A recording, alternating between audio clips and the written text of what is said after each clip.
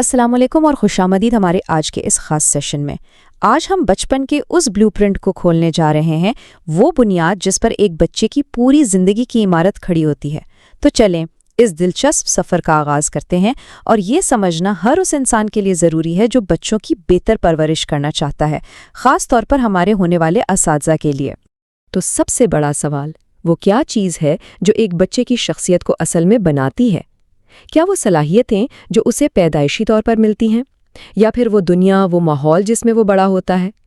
ये फितरत पर मुकाबला माहौल की एक ऐसी बहस है जिसे समझना वाकई बहुत ज़रूरी है। आज हम इन 5 अहम नुकात पर बात करेंगे। सबसे पहले हम फितरत को समझेंगे, यानी वो अंदरूनी अवामिल जो पैदाइशी होते हैं। फिर हम माहौल की बात करेंगे, यानी वो बैरूनी अवामिल जो बच्चे पर असर डालते हैं।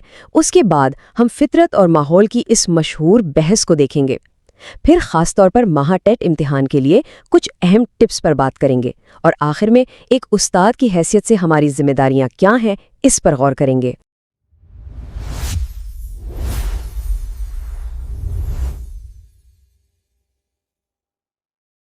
चलें तो फिर ब्लूप्रिंट के पहले हिस्से से शुरू करते हैं, फितरत, यानी वो अंदरूनी अवामिल जिनके साथ एक बच्चा इस दुनिया में कदम रखता है। इसमें सबसे पहली और अहम चीज़ है विरासत, यानी हेरेडिटी। ये वो खुसूसियात हैं जो बच्चे को अपने वालिदैन से जीन्स के ज़रिए मिलती हैं, जैसे कद, ज़हानत की सलाहियत, आँखों का रंग, बालों की साख्त। मिसाल के तौर पर अगर वालिदैन बहुत ज़हीन हैं तो बहुत ज़्यादा इम्कान है कि बच्चे में भी ज़हीन बनने की कुदरती सलाहियत मौजूद हो।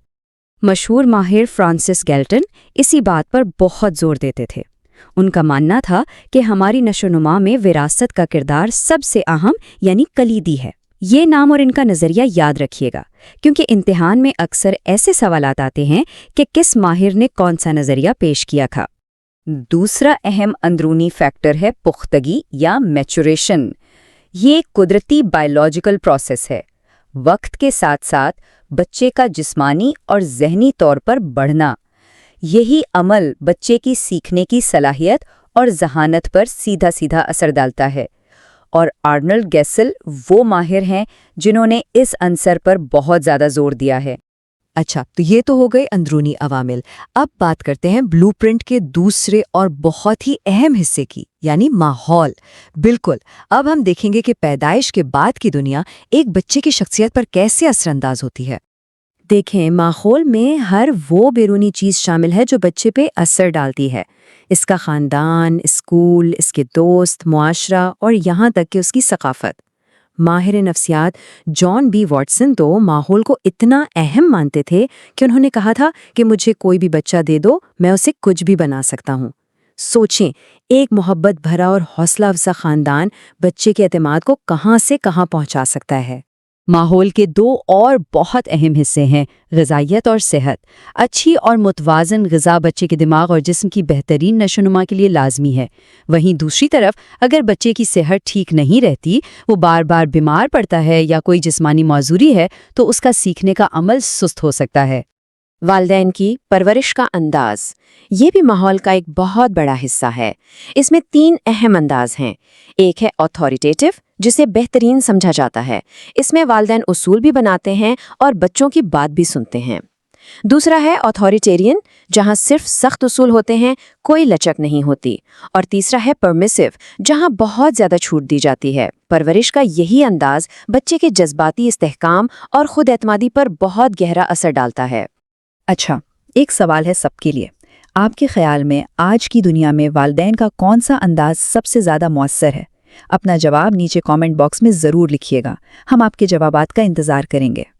अब आते हैं स्कूल और समाजी ताल्लुकात पर। बच्चे का स्कूल का माहौल और ख़ास तौर पर उसके दोस्त, ये बच्चे के रवैये और समाजी महारतों को बनाने में बहुत बड़ा किरदार अदा करते हैं। लियो वाइगोत्स्की ने भी सीखने के अमल में समाजी तामल यानी सोशल इंटरैक्शन की अहमियत पर बहुत जोर दिया था। वैसे एक ज़रूरी बात, अगर आप अपनी तैयारी को और भी पुख्ता करना चाहते हैं तो हमारे चैनल पर पेडागोजी की एक मुकम्मल प्लेलिस्ट मौजूद है। इसका लिंक डिस्क्रिप्शन में दिया गया है, इसे ज़रूर देखिएगा। आखिर में 2 और बड़े अवामिल हैं, ثقافت اور سماجی معاشی حیثیت یعنی سوشیو اکنامک سٹیٹس۔ ثقافت ہماری قدروں، ہماری زبان اور ہمارے عقائد کو شکل دیتی ہے، جبکہ خاندان کی معاشی حیثیت اس بات پر اثر ڈالتی ہے کہ بچے کو کیسے وسائل اور مواقع ملتے ہیں، جیسے اچھے اسکول اور دوسری سہولیات۔ تو اب تک ہم نے فطرت اور ماحول دونوں کو سمجھ لیا ہے۔ جی ہاں، تو اب ہم واپس اسی بڑے سوال پر آتے ہیں کہ ان میں سے زیادہ اہم کون ہے؟ بچے کی نشو و نما میں کس کا پلڑا بھاری ہے؟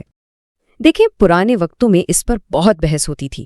فطرت کو ماننے والے کہتے تھے کہ سب کچھ جینز میں لکھا ہے، وراثت ہی سب کچھ ہے، جبکہ ماحول کے حامی کہتے تھے کہ ماحول اور تجربات ہی اصل چیز ہیں۔ لیکن آج کا جدید نظریہ یہ ہے کہ یہ دونوں الگ الگ کام نہیں کرتے، بلکہ ایک دوسرے کے ساتھ مل کر بچے کی نشو-و-نما کرتے ہیں۔ وراثت صلاحیتوں کا بیج بوتی ہے اور ماحول اسے پانی اور دھوپ دے کر پروان چڑھاتا ہے۔ چلیں اب خاص طور پر مہا ٹیٹ کے امتحان کی تیاری کے حوالے سے کچھ اہم نکات پر بات کرتے ہیں جو اس ٹاپک پر اچھے نمبر حاصل کرنے میں آپ کی مدد کریں گے۔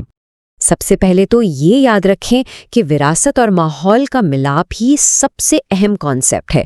امتحان میں مثالوں پر مبنی سوالات بہت آتے ہیں، جیسے اگر ایک بچے میں موسیقی کی قدرتی صلاحیت ہے لیکن اسے سیکھنے کا موقع نہیں ملتا تو یہ کس چیز کی مثال ہے؟